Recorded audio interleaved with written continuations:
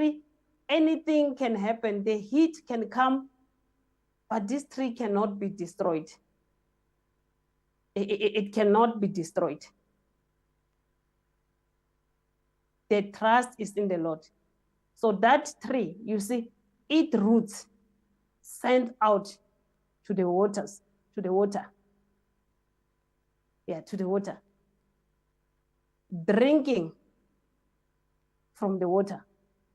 Nothing affects this tree. It keeps on producing. And you will see it by its leaves. You will see the leaves. They always green.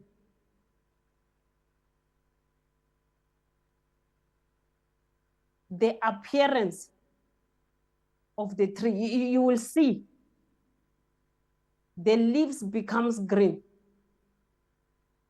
showing there's the water that this tree is drinking from.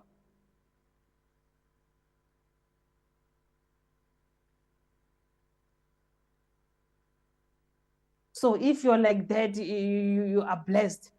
You see, you'll keep on producing fruit. That tree keeps on producing fruit. Not disturbed by anything.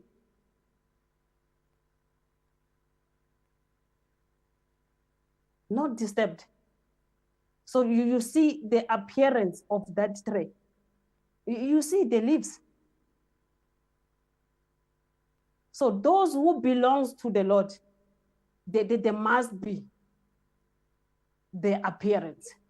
You see, when he appears, then you must appear with him. That's how we must appear.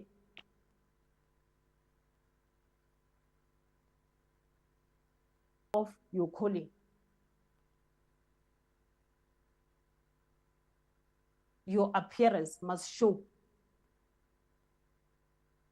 Who called you?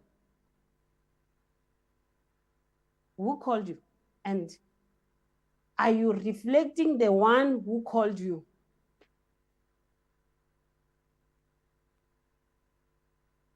Are you reflecting the spirit that called you?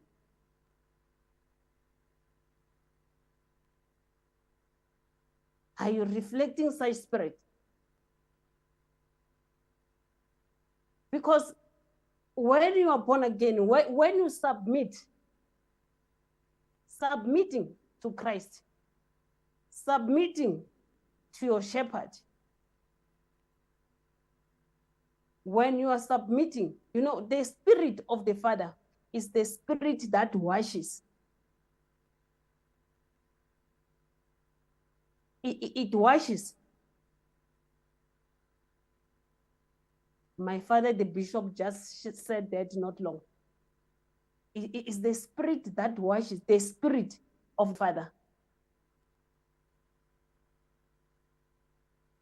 Washes, you know, presenting to himself without wrinkles, without blemishes.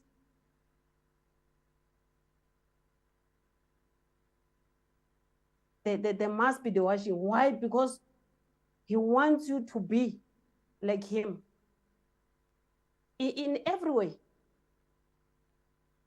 In every way.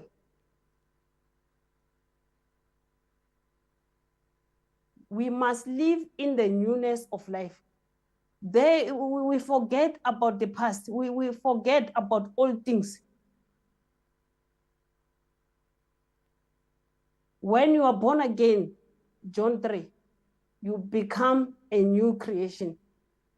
So all things passes away.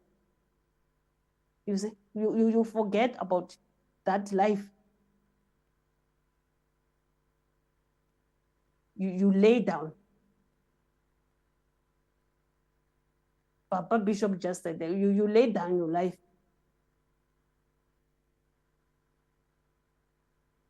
You live in the newness of life. So there is no longer a will. you represent the one who called you. As he loves, that's how you must love. In humility, Philippians 2.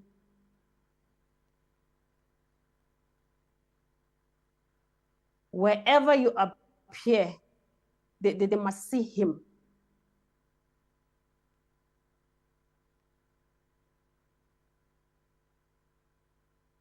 You died. You were crucified with him, buried, and resurrected with him.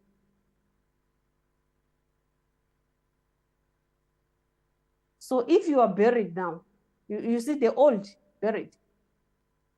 We must see now the new.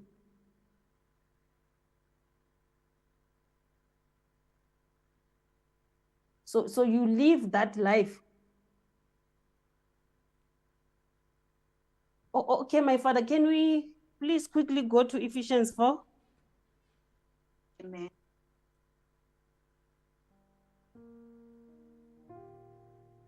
Ephesians 4, we can start from verse 1. Amen. Ephesians 4, verse 1. Amen.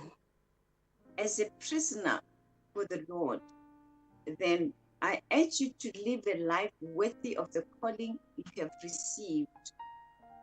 Be completely humble and gentle. Amen. Yes, you can finish that too. Mom. Amen.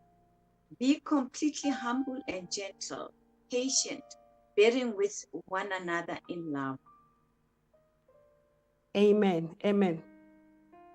So you must live the life that is worthy of the calling. That's how we must live, all of us.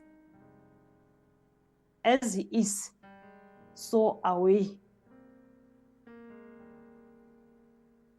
As he is.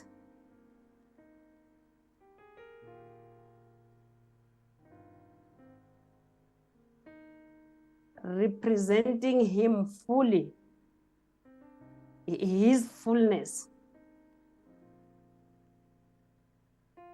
His fullness. So this is what you see even in our Father. Representing the fullness of Christ.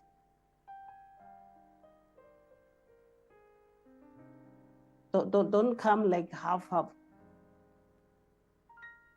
Like holding the form of Christ, his form. Mirror principle. When he sees you, he must see himself.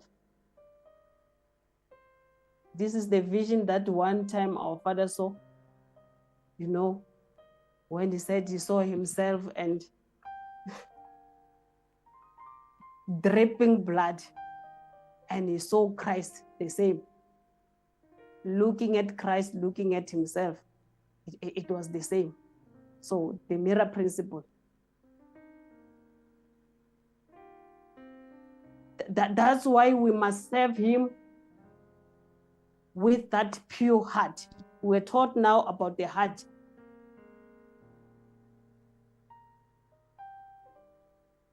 That even in giving,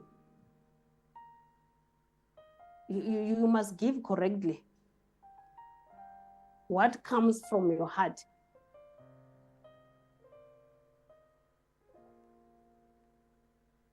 Is it the same heart of Christ?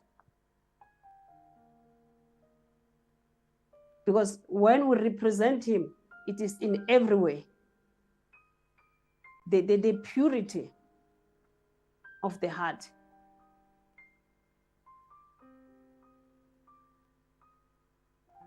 He wants us to represent him fully.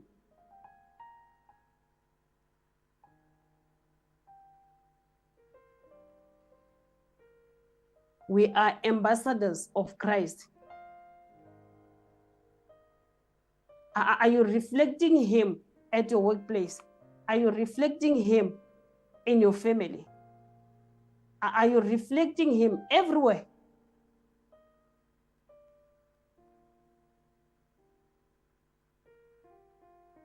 Because sometimes it's not about teaching, but the life that you are living. Are we reflecting him? Are we pleasing him?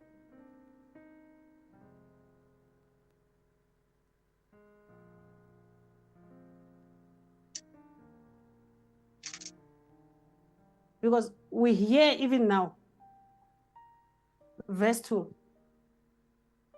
be completely humble and gentle, be patient, bearing with one another in love.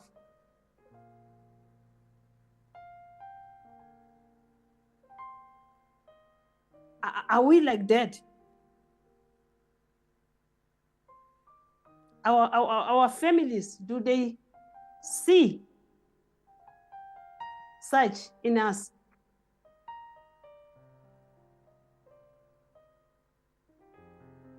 You know, we thank our Father who just taught us about forgiveness. You forgive those who hurt you. You forgive them.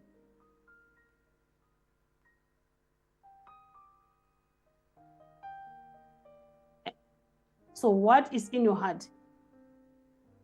And you know, some of the people, it's not only those who hurt you, but sometimes you are the one who hurt others. What about that?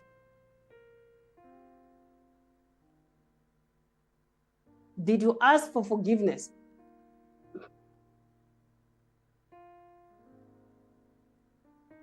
Did you ask for forgiveness?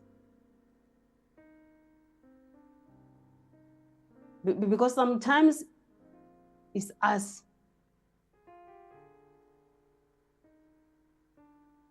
Because, you know, when he was insulted, he never retaliated.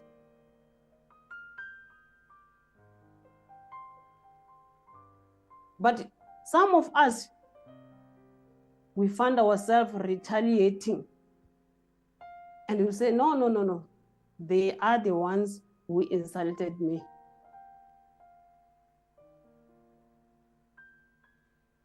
Because that is the problem in so many families and even marriages. You want to retaliate.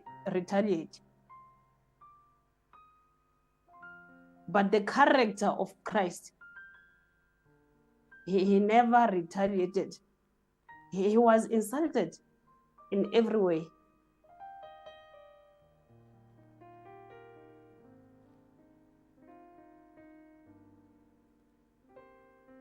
The peace of Christ. Are we having that peace?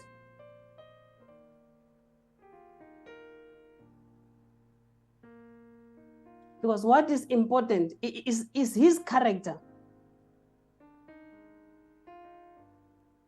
His character. Are we carrying his character? Our Father is teaching us always. And you even call yourself the son of the storm rider. Do you reflect his character?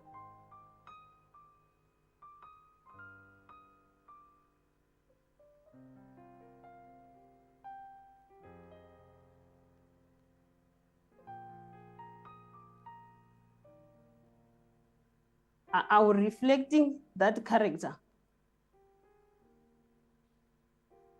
Okay, Mama. Can we go on? Verse 3. Amen. Ephesians 4, verse 3. Make every effort to keep the unity of the Spirit through the bond of peace. There is one body and one Spirit, just as you were called to one hope when you were called, one Lord, one faith, one baptism, one God and Father of all, who is over all and through all and in all. Did you hear that? It's all about the oneness.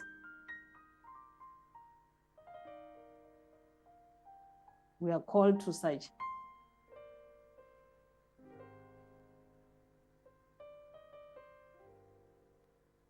One God and Father of all, who is over all,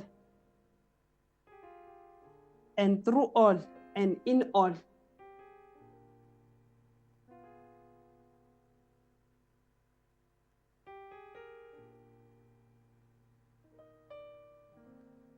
So the Spirit of the Father,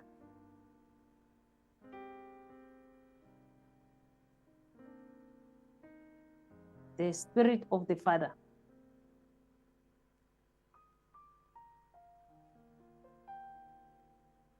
in all of you. This is honor, this is glory.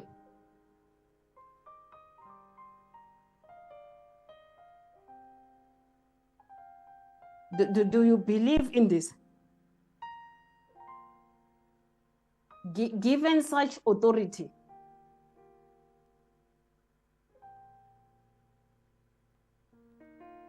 so this is what we must practice. This is how we must live.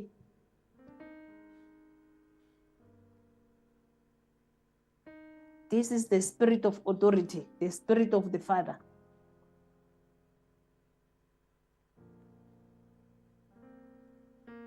This is the glory. That's what He has given us.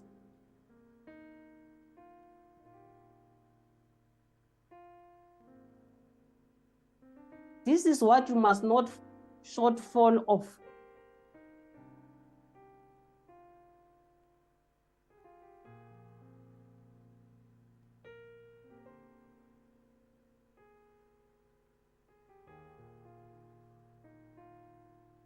Our Father taught us this on Father's Day.